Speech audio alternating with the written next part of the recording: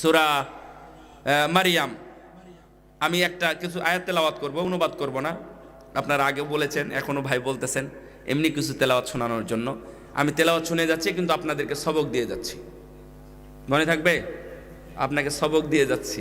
সবকটা হলো এই আয়াতের অনুবাদগুলো আপনি দেখবেন, কিভাবে ইব্রাহিম আলাইহিস সালাম দাওয়াতি কাজ করেছেন, কিভাবে দাওয়াত দিয়েছেন, এটা আপনাকে জানতে হবে। এটা দেখবেন।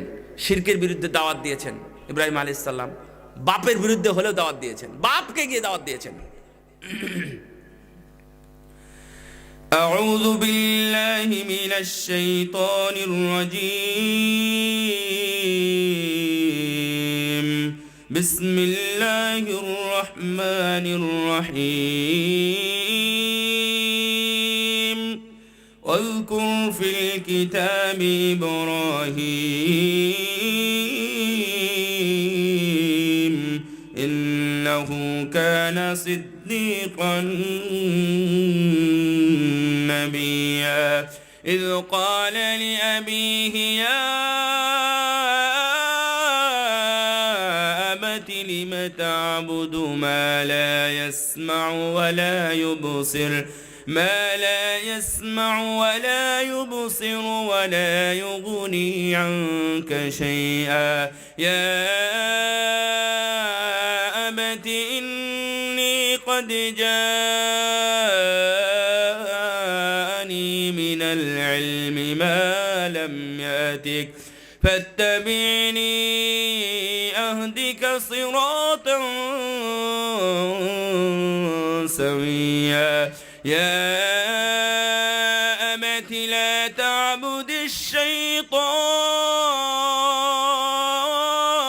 الشيطان إن الشيطان كان للرحمن عصيا يا أبت إني أخاف أن يمسك عذاب من الرحمن يا أبت إني أخاف أن يمسك عذاب من الرحمن فتكون للشيطان وليا قال أراغب أنت عن آلهتي يا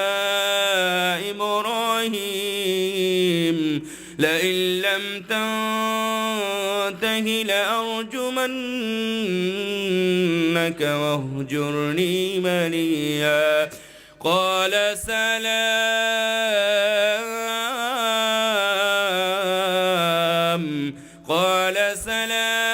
عليك سأستغفر لك ربي